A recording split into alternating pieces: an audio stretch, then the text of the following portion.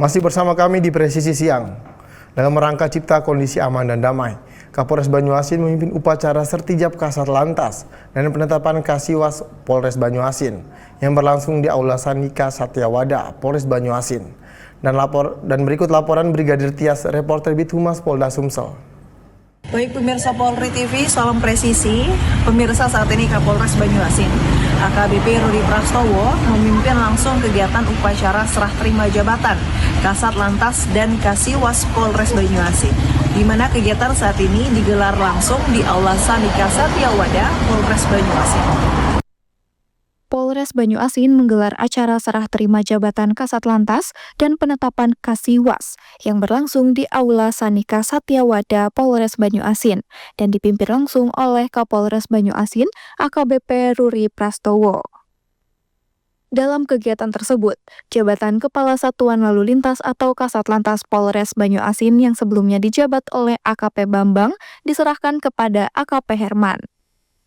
Kapolres Banyuasin, AKBP Rudi Prastowo mengucapkan terima kasih kepada AKP Bambang atas dedikasi dan kinerja selama menjabat Kasat Lantas.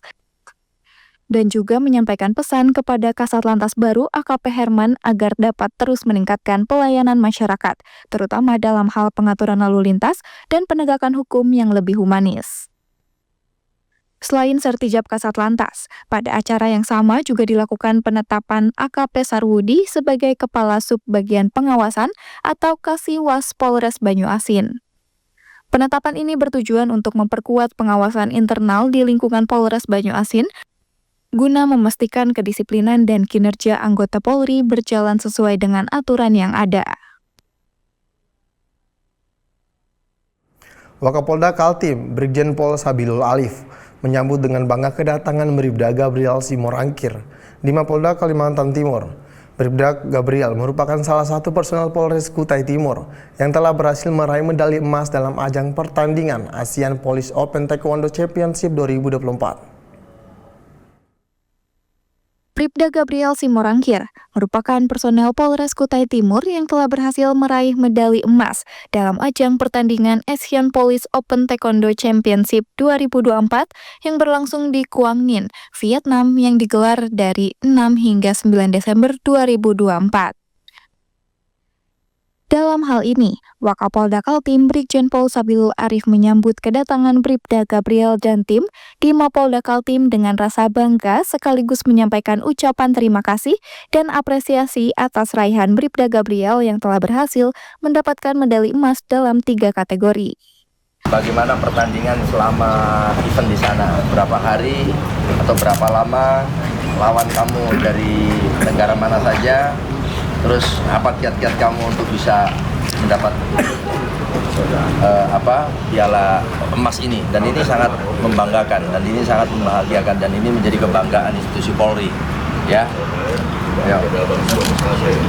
Izin untuk pertandingan di Asian Police Open Taekwondo Championship di Vietnam tahun 2024 ini, saya bertanding di 3 kategori.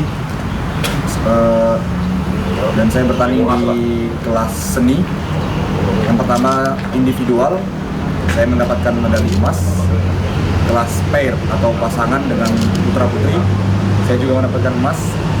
Dan juga tim grup putra, saya mendapatkan emas. Terus kamu bisa 3 emasnya apa saja? Kelas apa aja? Di kelas individual atau perorangan, lalu kelas pair atau pasangan putra putri, dan yang ketiga dari kelas tim putra. Ya, saya berharap ini kamu lanjutkan terus. Kamu adalah sosok Polri yang menjadi ikon dalam hal taekwondo. Ke depan kamu harus tularkan bagaimana taekwondo di Polda Kaltim. Bribda Gabriel yang tergabung dengan tim Taekwondo Garba Presisi telah berhasil meraih gelar juara umum kedua dan membawa pulang dengan total 16 medali emas, 7 perak, dan 5 medali perunggu. Dari Humas Polda Kaltim melaporkan untuk Polri TV. Pemirsa, sementara itu Kapolri Jenderal Polisi Listio Sigit Prabowo bersama Menteri Pemberdayaan Perempuan dan Perlindungan Anak Selasa 17 Desember resmi meluncurkan Direktorat Tindak Pidana Perempuan dan Anak dan Pidana Perdagangan Orang atau DIPIT, PPA dan PPO. Peluncuran unsur pelaksana utama pada Barreskrim Polri ini dilaksanakan di Detribrata Convention Center, Dharma Wangsa, Jakarta Selatan. Peluncuran dihadiri para pejabat utama Mabes Polri, serta Kadif Humas Polri Irjen Pol Sandi Nugroho, dan Direktur Tipit PPA dan PPO Brigjen Pol Desi Andriani. Berikut para peserta dari Polda jajaran seluruh Indonesia. Acara launching di Tipit PPA dan PPO ini juga dihadiri perwakilan dari Kementerian Sosial dan Kejaksaan Agung RI. Peluncuran di Tipit PPA dan PPO ini diawali dengan diskusi panel dengan tema Gender Mainstreaming Insight, Equality and Action, Insight in Police.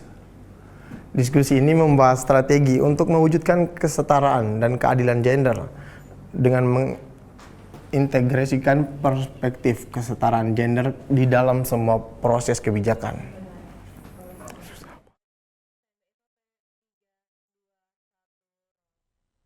TNI, Polri, dan seluruh stakeholder tentunya akan bergabung bersama, dan kita sudah menyiapkan 2.794 posko terdiri dari 1.852 pos PAM, 735 pos pelayanan, dan 207 pos terpadu untuk mengamankan 61.452 objek pengamanan, diantaranya gereja, pusat perbelanjaan, terminal, stasiun, pelabuhan, bandara, objek wisata maupun objek perayaan Tahun Baru. Tentunya dengan penggelaran personil dan seluruh stakeholder terkait yang ada, kita harapkan bahwa perayaan dan pengamanan Nataru tahun 2024 ini betul-betul bisa berjalan dengan baik dan masyarakat betul-betul bisa terlayani. Dan untuk mengetahui bagaimana peluncuran Direktorat Tipit, PPA, dan PPO Polri ini, kita sudah terhubung dengan jurnalis Polri TV, Faris Hasni. Faris, silakan dengan laporan Anda. Baik, rekan Noldi dan pemirsa, hari ini Kapolri Jenderal Polisi Listio Sigit Prabowo telah resmi meluncurkan direktorat baru dalam Barreskrim Polri, yaitu Direktorat Perlindungan Perempuan serta Direktorat Tindak Pidana Perdagangan Orang. Jadi Direktorat Perlindungan Perempuan dan Tindak Pidana Perdagangan Orang. Direktorat ini tentunya mengkhususkan untuk melakukan perlindungan terhadap perempuan, kemudian anak-anak, serta mereka yang membutuhkan perlindungan khususnya pada aspek perdagangan orang yang merupakan wujud keseriusan Polri tentunya dalam menangani persoalan perempuan, anak, serta perdagangan orang. Tadi peluncuran dilakukan secara langsung oleh Kapolri dan juga dihadiri oleh Menteri Pemberdayaan Perempuan dan Perlindungan Anak. Namun untuk mengetahui bagaimana peluncurannya pada hari ini, sudah bersama saya saat ini Direktur Tindak Pidana Perdagangan Orang dan Perlindungan Anak Mabes Polri, Brigjen Pol Desi Andriani. Selamat siang Ibu, apa kabar? Bagaimana peluncuran oleh Kapolri hari ini untuk direktorat yang Ibu pimpin tentunya?